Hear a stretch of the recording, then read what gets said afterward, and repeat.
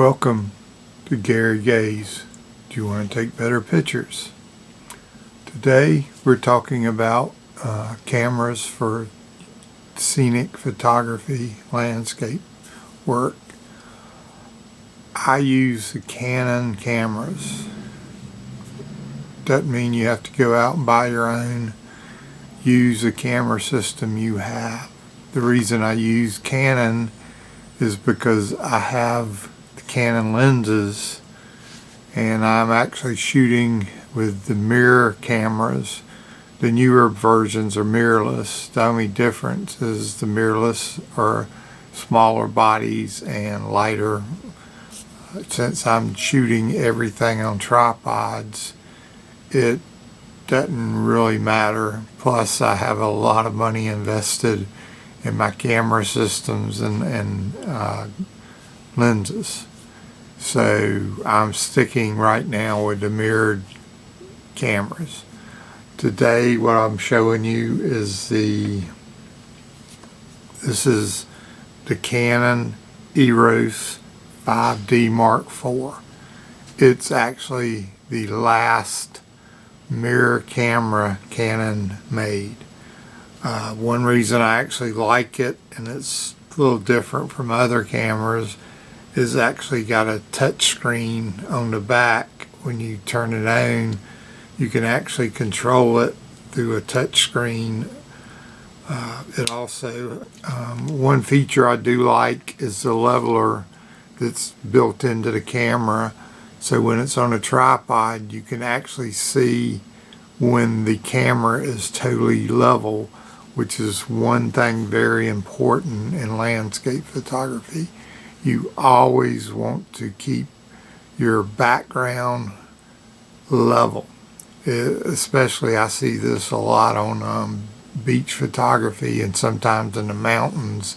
It's real hard to know your background and is level, because especially with the ocean you have the waves, with the mountains you have the rocks, the different levels of the mountains. So that's one little trick. One thing too I will tell you is a rule, totally 100%, is do not change lenses outside, especially on the beach or in the desert when you have a lot of blowing wind. When you have to pull the lens off, and sand will get in and you'll have a lot of spots in your camera. Even though they're self-cleaning, they will not totally clean themselves.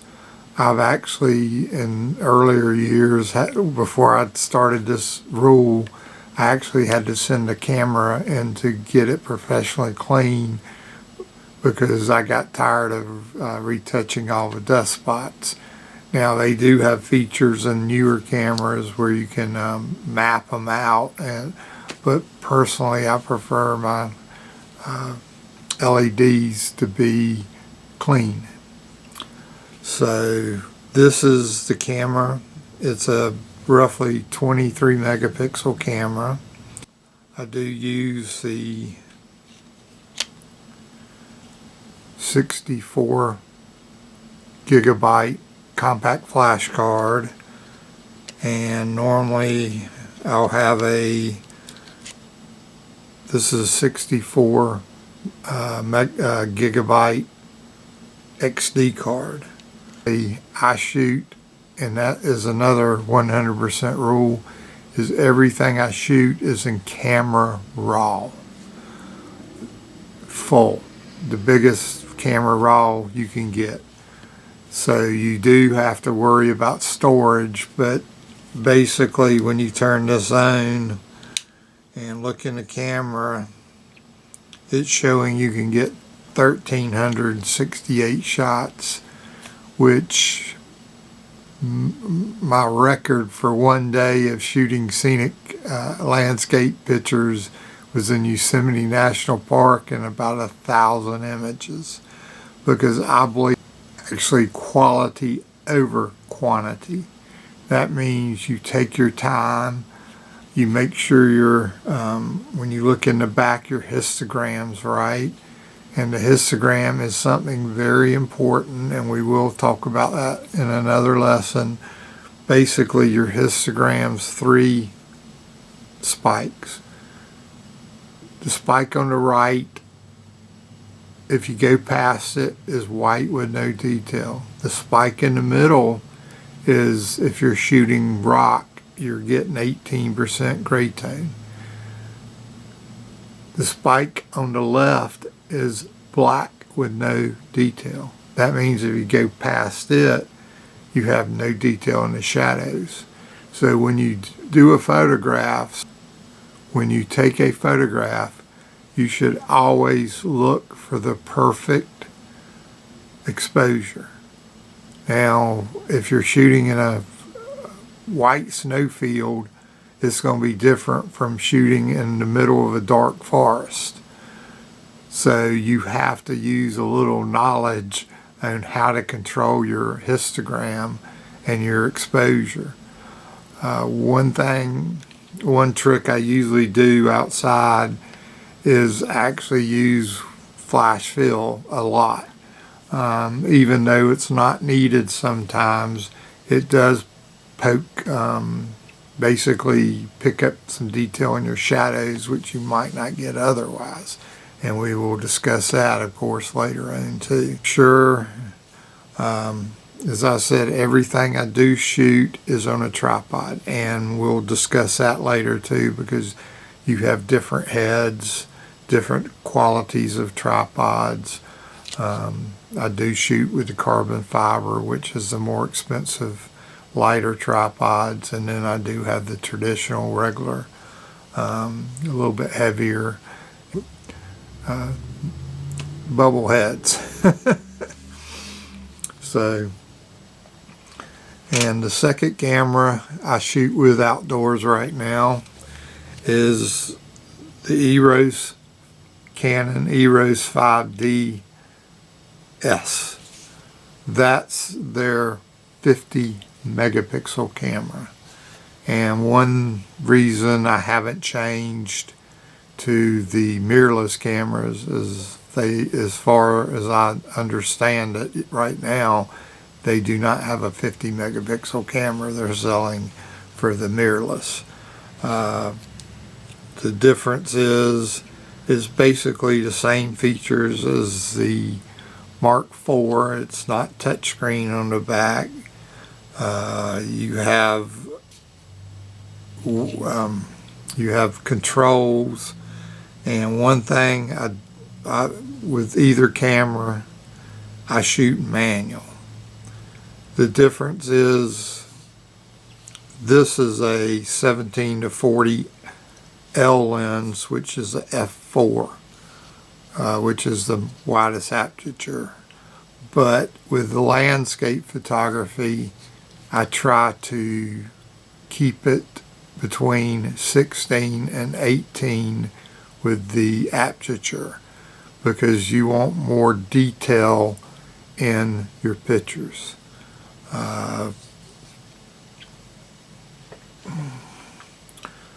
For this camera, which is one of my favorite lenses, I'm shooting with the 24-105, which is a mid-range wide angle. You go from wide angle, which is 24, to 105, which means you can go up and do more details. It's got this is a f4L lens too, but as I said, most of the time I prefer, when I'm on a tripod, shooting between 16 and 18, which makes my exposures, depending on the time of day, usually between 60 seconds to 2 minutes. The best time of day, of course, is as sunrise, 30 minutes before sunrise to about an hour and a half after, where the best light in the evening is about an hour before sunset until about 20 minutes after. That's when you get the warm light directional light is pretty, but one thing you'll learn with landscape photography, if you're going out to Utah and you're shooting at 3 o'clock in the afternoon, that's when you're shooting, because you can't just go out in the morning and afternoon and you're spending all the money to get there and drive around, and honestly there's so much to see. My favorite places out west are Nevada, Utah, California, Arizona. I've been there many times to take pictures in the desert, because I live in Georgia and I live close to the beach. So I'm so used to being spoiled by the beach. So going out west with the different colors, remember out west you'll get reds and browns and the blue skies, where on the beach you get greens and sand and blue water, and it's just different. So and wherever you go, just enjoy it. F4, as I said, the lens, I do have other lenses I take. We'll go into that later. Right now we're just sticking with these two. But one thing I do recommend that you carry with you is for Canon, it's called the remote shutter. I do have a wireless one, but this is my favorite. And personally, you should have two in your camera bag. Why? Because I was in California and Yosemite one time shooting, and my cord was older. It got frayed a little bit, and of course it quit working. And luckily I was able to pull my second one out of the bag and keep shooting, because there is no camera store in Yosemite National Park. They do have some little bit of stuff in the store, but they do not carry wireless or wired cable releases. Another thing I recommend is this is the split ray filters, this Gallon Rawell, and this is a 3, and there's a split neutral densities, which is used for morning and late afternoon exposures, because you can it'll help you handle the difference, because you might have between 1 and 3 stops difference between the ground and the sky, and you can flip it around, and so you can control more, show more detail in the ground, and then cut down some of the sky brightness. I do not believe in over-enhancing photographs. When I take them to the computer, I actually will enhance them, but I do not do what I call the fake enhancements. I look at too many photographs on the web, and the colors are oversaturated. The skies don't look real. They're basically AI fakes, which every photograph you see I take is what I call, if you were standing there beside me when I took it, you will see what I see. Now, don't get me wrong, I do enhance photographs. Everything I shoot is in camera raw. A lot of times I will take this one image and take it into the computer and process it, the same image, 3 different times. We're going to get into this, of course, when we get to the computer enhancement and saving and all that, but I call it triple processing, where I take the same image and I process it for the highlights, the shadow, and the midtone, and then I combine it in a HDR program, which HDR stands for High Dynamic Range. So that's a lesson, another lesson, because we can go a long time just talking about that. But that is my enhancement. And then of course I'll take images into Photoshop, take out jet trails, trash in the foreground, and once in a while in your composition you'll have like a tree limb coming from the side, which I actually will remove because it's not affecting the composition, and you basically don't want anything running out of your image. It's a distraction. So I hope you enjoyed it, but I will have more lessons, and hope you enjoyed it.